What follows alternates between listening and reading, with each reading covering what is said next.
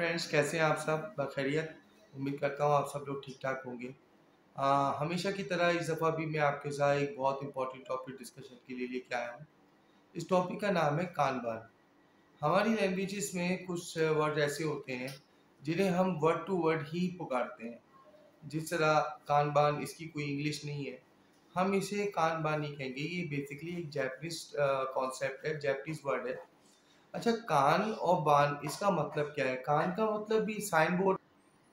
Japanese में कान का मतलब एक कार्ड होता है और बैन बान का मतलब एक बोर्ड होता है, यानी कार्ड बोर्ड या साइन बोर्ड, इस टाइप की चीज। अच्छा, ये साइन बोर्ड और ये कान बान इस्तेमाल का होता है, ये हमारी मैन्युफैक्चरिंग सेक्टर में ऑन सोर्स यूज होता है। इसके जरिए हम बेशतर फायदे उठा रहे होते हैं, जिसको मैं आगे चल के आपके साथ डिस्कस करूंगा। अच्छा, कानबान सिस्टम को मैन्युफैक्चरिंग यूनिट्स में किससे किससे इम्प्लीमेंट किया जाता है? बेसिकली ये एक बोर्ड, जिसका मैंने बताया, मैनेजमेंट इसको इस तरीके से डिज़ाइन करती है कि एक विजुअल बोर्ड होता है जिसमें उसकी डिपार्टमेंट की वर्किंग प्रोग्रेस और उसकी डन जॉब्स जो है वो मेंशन हो रही होती है टाइम टू टाइम। ये एक विजुअल्स होते हैं। इसको डिज़ाइन करने का मकसद ये है कि फॉर एग्जांपल आप अपने फ्लोर पे जाते हैं, आप as a manager, as a department lead या किसी और डिपार्टमेंट की लीड या मैनेजमेंट का पार्ट की हैसियत से आप जब अपने किसी डिपार्टमेंट का विजिट करते हैं, प्रोडक्शन फ्लोर का विजिट करते हैं, तो आपको कुछ बताने की ज़रूरत नहीं पड़े। वो बोर्ड जो है, वो कानबान का जो सिस्टम है, वो बोर्ड आपको विजुलाइज करके बता रहा हो कि इनके पास ओपनिंग में ये टास्क थे, इस टास्क पे इतने इतने लोग इन्वॉल्व थे, इतना परसेंट वर्क इन प्रोसेस है और इतना परसेंट फिनिश हो चुका है। तो ये सिस्टम आपको बेपनाह किस्म की लाइफ अपडेट दे रहा होता है, जिसमें आपको किसी किस्म की प्रॉब्लम नहीं होती। अमूमन आपने अपने प्रोडक्शन लाइव, अगर आप लोग कभी किसी फैक्ट्री में जाना हो और जहाँ कानबन सिस्टम इम्प्लीमेंट है, तो अगर फॉर एग्जाम्पल विजुअलाइज सिस्टम नहीं है, तो वहाँ पर हर आवर की रिपोर्टिंग हो रही होती है ऑन बोर्ड, मैनुअल। अगर सिस्टमेटिक विजुअलाइजेशन नहीं हो रही बोर्ड की, तो वहाँ पर मैनुअल अपडेट लाजमी चल रही होती है कि आज हमारे पास इतने लोग थे, इस लाइन के ऊपर इतने लोग काम कर रहे हैं, इतना परसेंट टास्क था आज का, ये अचीव हो गया, ये पेंडिंग है, ये अचीव हो गया, ये पेंडिंग है। तो इस चीज़ों को हम 4 हिस्सों में तकसीम कर देते हैं। यानी इस बोर्ड को हम 4 हिस्सों में तकसीम कर देते हैं। सबसे पहला जो बोर्ड का जो पहला कॉलम है, वो पहले कॉलम में टू डू लिस्ट आती है कि यानी टू डू, उस जगह पे आप अपनी लाइन का नाम लिख सकते हैं, आप अपने बंदों का नाम लिख सकते हैं कि लाइन नंबर 1 इतना काम है, या लाइन नंबर 1 की बजाय अगर उसको मज़ीद आप और तोड़ेंगे, तो लाइन नंबर 1 के अंदर मुख्तलिफ सेक्शन के अंदर कितने लोग हैं, तो उस सेक्शन का नाम आ जाएगा या उन लोगों का नाम आ जाएगा। यानी टू डू लिस्ट के अंदर आपका उस वो 1 यूनिट आ गया कि उसके पास वो जो टास्क था, वहाँ पर वो टास्क मेंशन हो गया पहले कॉलम में। दूसरे कॉलम के अंदर वो, जब वो पहले पहले आपको टास्क मिला, फिर वो दूसरे कॉलम में शिफ्ट हुआ पार्ट 2 में, यानी WIP बना या नहीं बना। फिर लाइन 3 में वो डन हो गया, फिनिश हो गया। फिर लाइन 4 जो है वो आपकी आ गई उस बोर्ड की बैकलॉग, यानी वो काम हुआ ही नहीं, जो पहला था वही लास्ट वाला बन गया, या लास्ट वाला जो था वो पहला वाला बन गया। यानी आप समझे कि पहला वाला कॉलम है वो बैकलॉग है, और दूसरा वाला कॉलम टू डू लिस्ट है, तीसरा वाला कॉलम आपका WIP है, और चौथा वाला कॉलम आपका फिनिश फिनिश जॉब डन है। यानी आपका एक विजुअलाइज बोर्ड जो 4 हिस्सों में तकसीम हो रहा होता है। अब मैं आपको एग्जांपल देता हूँ कि मैंने अपने स्टूडेंट्स को कहा, एज अ टीचर मैं अपने स्टूडेंट्स को एक सम देता हूँ कि एक ये सम है और आपने इसको सॉल्व करना है, और मैं आपसे 2 घंटे बाद आकर पूछूंगा कि ये सम सॉल्व किस किसने किया, किस किसने नहीं किया। सही। अब मेरे पास 6 स्टूडेंट्स हैं, मैंने 6 को ये टास्क दे दिया, यानी टू डू लिस्ट में वो 6 लोग आ गए जिनके पास ये 6 लोगों के पास ये टास्क था कि वो सम उनको सॉल्व करना था। उनमें से 3 ने या 4 ने सॉल्व कर लिया या उस पर काम शुरू कर दिया, तो वो टू डू लिस्ट से हटकर आ गए WIP में, वर्क इन प्रोसेस या प्रोग्रेस। तो जब वो इस पे आ गए, फिर हमने हमने सिंपल जाके अपनी बोर्ड देखा कि 3 लोग जो है ना वो वर्क इन प्रोसेस में आ गए, 3 लोग जो है ना अभी भी टू डू लिस्ट में पड़े हुए हैं। इसका मतलब भी उन्होंने अभी तक काम उसका स्टार्ट ही नहीं हुआ, अभी तुमको समझ में नहीं आया या कोई और प्रॉब्लम है, कोई और टेक्निकल प्रॉब्लम है उनके साथ, वो एक पार्ट है अलग। अब वो 3 लोग जो हैं वो फाइनल पोजीशन पे चले गए और वो पहले वाले जो 3 लोग थे वो वही के वही रहे। अब हम उन 3 लोगों को नया टास्क दे देंगे और पहले वाले जो 3 लोग थे जो टू डू लिस्ट में स्टिल आ रहे थे, अब वो चले गए बैकलॉग में। यानी अब उनको नया टास्क तो बाद में मिलेगा, पहले वो अपना बैकलॉग खत्म करेंगे। तो कानबान हमें समझ हम कानबान के जरिए हम लाइव हर मिनट की हर घंटे की रिपोर्टिंग देख रहे होते हैं। अगर ऑन ग्राउंड हम चले जाते हैं तो फ्लोर के ऊपर ये चीज़ें मेंशन हो रही होती है, किस वक्त किस लाइन में क्या चल रहा है, किस वक्त किस लाइन का बैकलॉग कितना पड़ा हुआ है, क्या चीज़ें वर्क इन प्रोसेस है, क्या चीज़ें डन हो गई हैं। तो इस तरीके से हमें किसी से पूछने की ज़रूरत नहीं है, हम लाइव फ्लोर की चीज़ें ऑन द स्पॉट हमें पता चल रही होती हैं। एक अच्छी ऑर्गेनाइजेशन कानबान सिस्टम को लाजमी इम्प्लीमेंट करती है अपने फोर्स में, ताकि उनकी एनर्जीज और उनका टाइम बच सके और चीज़ें बेहतर से बेहतर हो सके। अब देखिए, कानबान हमें इसके ज़रिए जो कानबान का ऑब्जेक्टिव था वो अचीव हो जाएगा। आपको अपना प्रोडक्टिविटी चैनल पता चल जाएगा।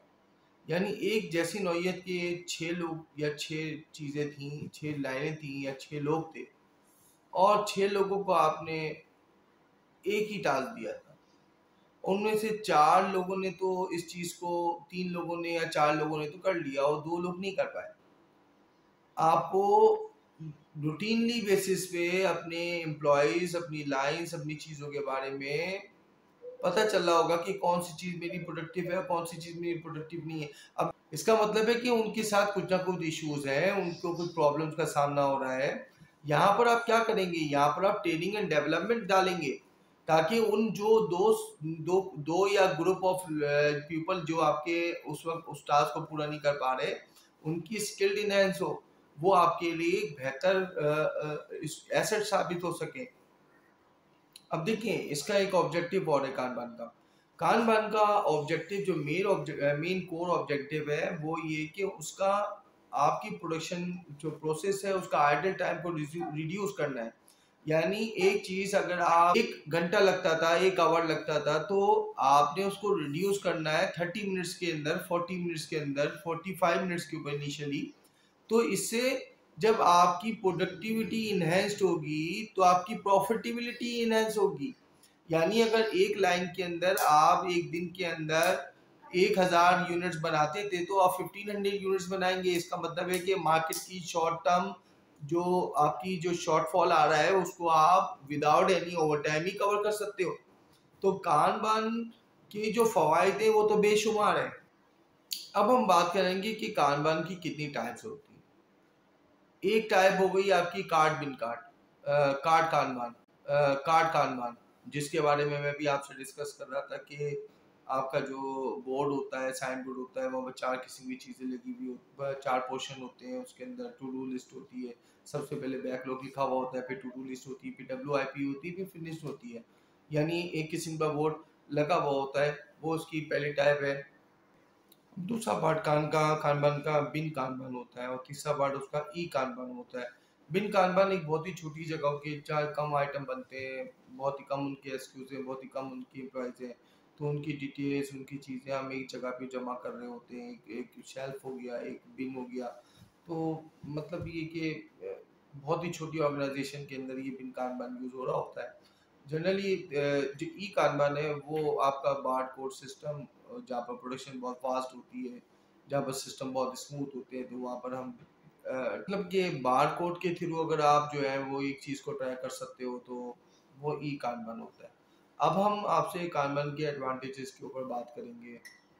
कानबान में सबसे बड़ा जो पहला इसका एडवांटेज है वो एम्प्लॉई जो भी आपके पास काम कर रहे हैं उनका बहुत ही आसान तरीके से आप उसका सुपरविजन कर पा रहे होते हो कि वो कितना आइडल है आपके लिए और कितना फ्रूटफुल है आपके लिए और कितना एनर्जेटिक है और कितना प्रोडक्टिव है इन शॉर्ट। इसमें जो दूसरा उसका सबसे बड़ा एडवांटेज है कि आप कानबान के जरिए अपनी एम्प्लॉय की जो है एफिशिएंट सुपरविजन कर सकते हैं। आपने एम्प्लॉय को डिस्टर्ब ही नहीं करना है, उसकी परफॉर्मेंस, उसकी कार्डबोर्ड और उसके विजुअलाइज कार्ड्स के जरिए आपको खुद ही पता चल रही होगी कि किसने किस वक्त क्या काम कर दिया, किसका कितना टाइम लगा। तो इसके ज़रिए आपको एम्प्लॉय को टच करने की ज़रूरत ही नहीं है।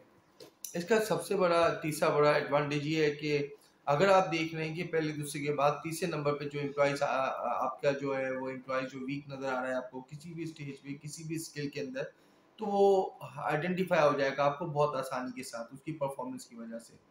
तो आप उसको स्किल डेवलपमेंट कर सकते हो, उसकी स्किल को इम्प्रूव कर सकते हो। अगर वो शख्स या वो एम्प्लॉय आपके लिए बेनिफिशियल है तो वो डेफिनेटली आफ्टर स्किल इम्प्रूवमेंट वो आपके लिए फ्रूटफुल और प्रोडक्टिव साबित हो सकता है।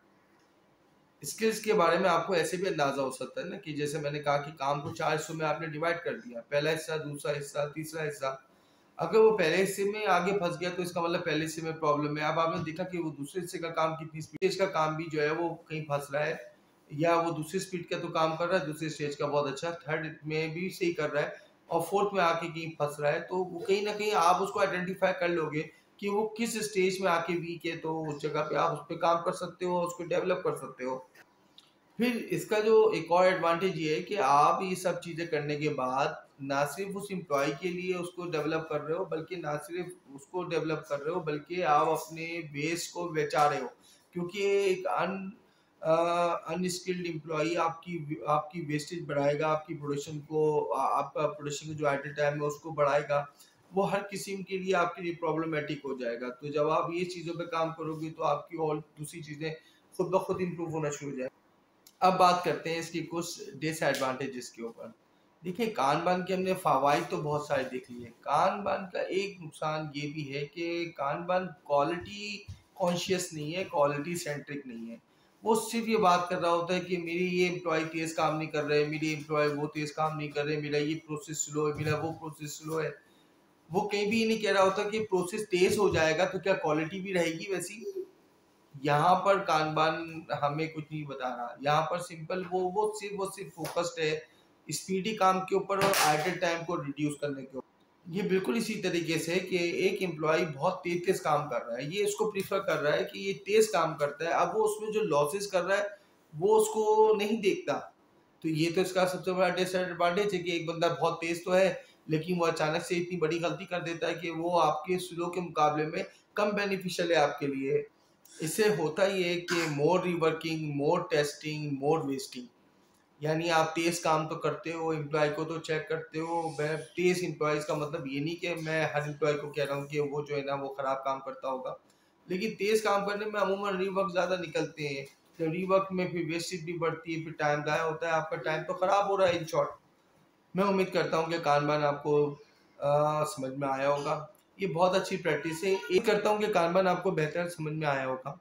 इसमें बहुत सारी चीज़ें डिटेल में बता सकता हूँ लेकिन इतना लंबी वीडियो बहुत प्रॉब्लमेटिक हो जाती है। तो उम्मीद करता हूँ कि आप इसको मज़ीद स्टडी करेंगे, मज़ीद रिसर्च करेंगे। आपने तेज़ भागना है और दूसरे प्रोसेस का काम है कि आपने तेज़ तो भागना है लेकिन आपने कंट्रोल्ड भागना है। आपने बेस नहीं करनी, गिरना नहीं है। तो प्रोडक्शन सिस्टम के अंदर या आपकी ऑर्गेनाइजेशन के अंदर मल्टीपल सिस्टम एक साथ काम कर रहे होते हैं।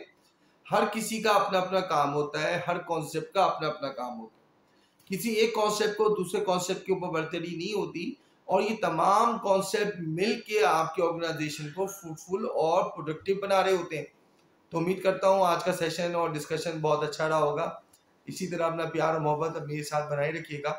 बहुत शुक्रिया, अपना ख्याल रखिए।